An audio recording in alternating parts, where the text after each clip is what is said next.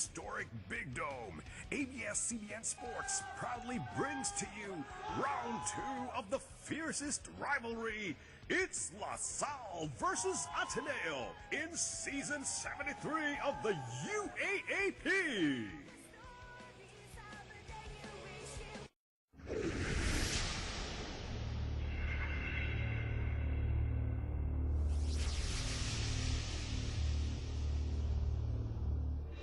I feel energized when I hear the USD crowd cheer, "Go, Ste!"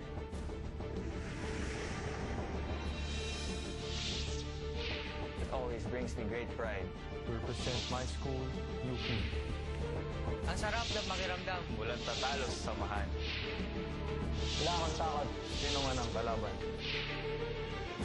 I just get goosebumps when I salute the crowd after a big play. Buo ang loob ko sa bawat laban. Ang tunay na warrior, matibay ang puso. Nothing beats playing inside a Jackpot Araneta against your arch rival. There are many stories to see, hear, and feel in the UAP.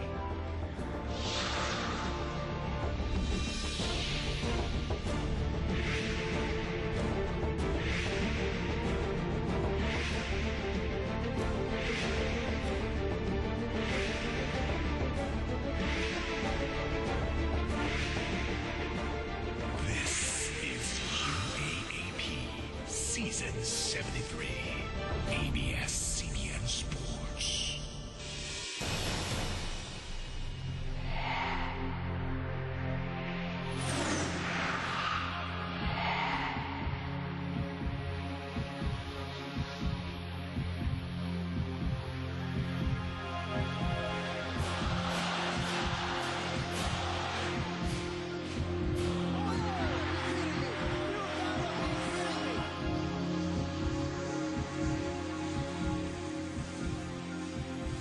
It's never too late. Oh, man. Cold-blooded three. It's never too early for a good rival. It's never too early for Ateneo versus La Salle. Yung mga time na yan, parang feel ko, parang nasa amin na yung game. So, sobrang saya na, ganun, kumpiyansa na mananalo. Nakakainis, syempre, kasi parang yun na nga, nasa amin na last 3 minutes, lamang ng 9, tapos matatalo pa ng 2 points, parang sakit sa pakiramdam na sana huwag na maulit-ulit. The tap going to Kurt Long. Long puts it up. It felt good. The crowd was behind our back. We had all our support there. We had been playing the defense that we wanted to come out and execute, and things were going well on offense. Our shots were falling. Joel, all the way, draws the foul. He'll go to the... Yeah, the fourth quarter when I fouled out, it was...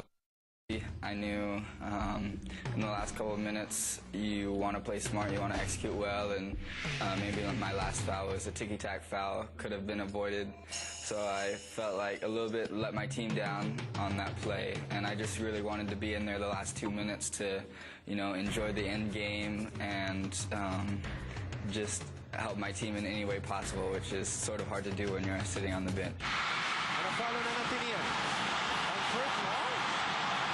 Oh, look at that. I didn't see that reaction. Oh, Coach Norman Black. He's livid. Think about the fact that they're chipping the lead down. You're just trying to hold on to the lead and trying to win the basketball game. So there were no inner feelings personally, but more is just how do you stop the run?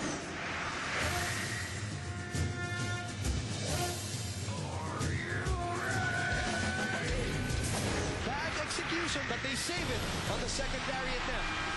Only a 5-point lead here. Siyempre masaya kasi after 3 years ata, hindi sila nanalo. Tapos first time, tapos ako pa yung nakapanalo ng game na, ayun, masaya ako doon kasi proud ako na nabigyan ko ng panalo yung Lasal sa after 3 years na laro sa UAP.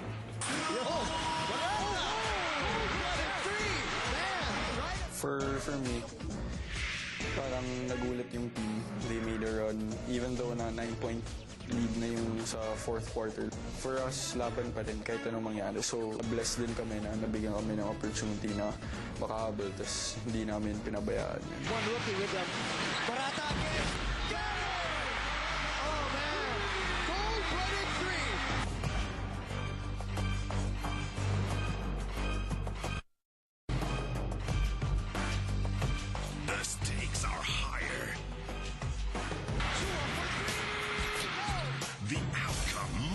crucial.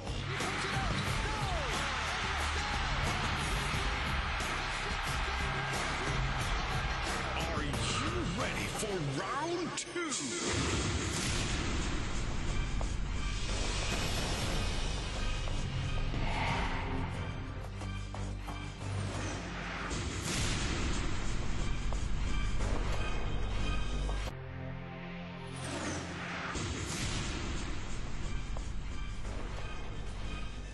The most heated rivalry in all of Philippine sports is rekindled once again here at the Araneta Coliseum. This is the main event of your Sunday Showdown live on Studio 23, Ibaka Barkada and Balls HD Channel 167. It is the 7-2 Ateneo de Manila Blue Eagles, the back-to-back defending champions, taking on the 6-3 De La Salle University Green Archers. Hi everybody, thanks for tuning in to us on Studio 23 and Balls HD Channel 167. I'm Eric Ipan alongside Mark Molina. And Eric, you know, it's always a big day or a big game whenever Ateneo plays La Salle. But even more so today because of the implications this game has on our team standings. And let's look at Ateneo first. Ateneo right now with a victory can practically clinch a slot in the Final Four, number 1. Number 2, they get sole possession of second place. And what does that mean? If they continue to hold on to that, that means twice the beat advantage in the Final Four. And perhaps maybe most importantly here for Ateneo, they avoid getting swept by La Salle this year.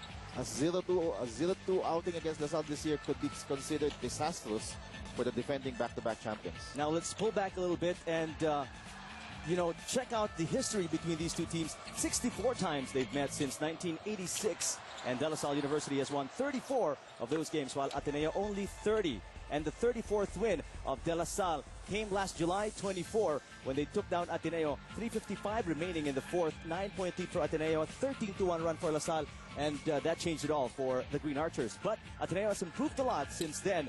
They have become the second best scoring team in the league at 72.6 points a game, and also second best field goal shooting team at just under 46%, and that's all due to these guys. Well, Ateneo is showing that it can score from a lot of players this season. No longer just Eric Salamat or just Nico Salva, who, by the way, struggled in that game against La Salle in the first round. They're getting contributions from Justin Chua, double figures average in the second round. They're getting contributions from Ryan Bonafé. Finally, Ryan Bonafé, 13 points per game in the second round. And Eman Monfort, 16 points per game here in the second round. These three people will be critical for Ateneo this year. Look at the difference, first round and second round for these three guys.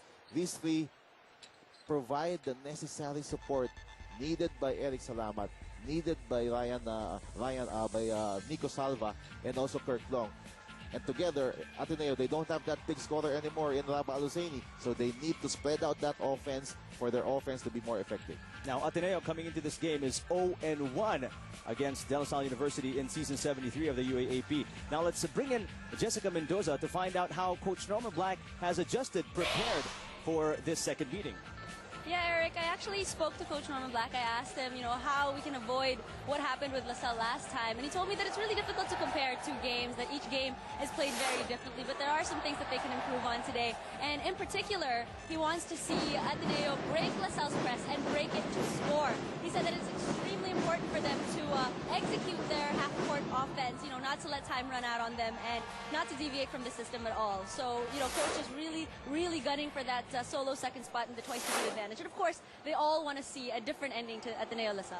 All right, thank you, Jessica Mendoza. We'll put the spotlight on De La Salle University when we come back after these.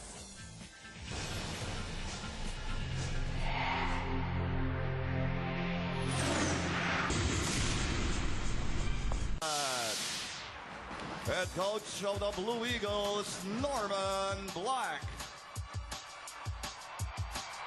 And now, celebrating their centennial 100th year anniversary next year, here are this year's gracious hosts, the De La Salle Green Archers.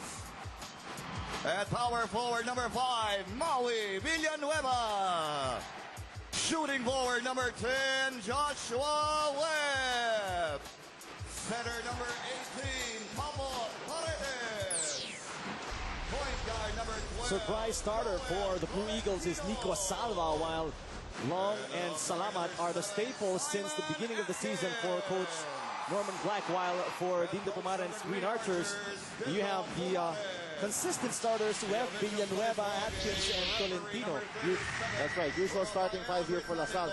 I can't remember Salva and Buenafé starting the same game for Ateneo, but Norman Black, knowing the importance of this game, he has his best five, at least offensively, starting this game for him. And Salamat and Long will share point guard duties here in the backcourt for Ateneo against this vaunted De La Salle pressure defense. Now, you spoke about the defense of LaSalle. Mark, they have slowly developed their defense this season as well, becoming the second best defensive team under Ateneo, allowing 62.8 points a ball game for the opposing team. You're right, Eric. That's the reason why. There's a reason why these two teams are in the top four. Ateneo number 2 right now, LaSalle number 4 right now. It's because they play good defense. You mentioned Ateneo number 1 as far as points given up is concerned, and De La Salle number 2. Eric Salamat inside to Chua. A mind-blowing 76% shooting from the field for Justin Chua in this season. And he has made a lot of those shots in that range. 12 to 15 feet. He has been very effective this year for Ateneo. Early jitters for Chua, forcing him to miss his first attempt this season. Atkins, the leading scorer of De La Salle. But keep in mind, nobody in LaSalle averages in double digits. Very balanced scoring for this De La Salle team, led by their power-packed bench unit. Tough shot for Salamat as Paredes was all over him on his first attempt from the field. This is one guy that has quietly improved all year long for LaSalle. The rookie, Capot Paredes, he's now a force on defense. Paredes has taken away the starting spot at center from Ferdinand because of his excellent play. Let's go ahead and listen to Erin Torrejon.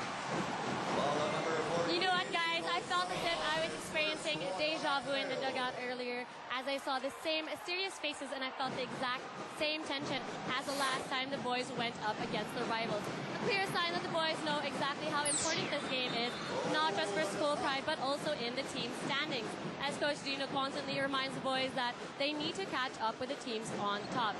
Aside from this reminder, Coach Dino warned the boys about the individual tendencies of the Blue Eagles and that they need to always take note of Ateneo's half-court offense, because this is something they execute very well. So for today's game, the Archers have to push the Blue Eagles out of their comfort zone and force them to play 40 minutes of aggressive, fast-paced LaSalle basketball. Eric and Mark. Thank you, Aaron, for that Samson Courtside update. Turn on tomorrow.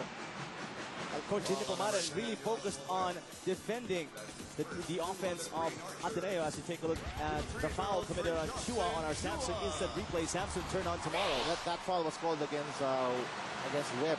But really, a lot at stake for LaSalle in this game. A lot of people are saying that LaSalle is exceeding expectations at 6-3 right now.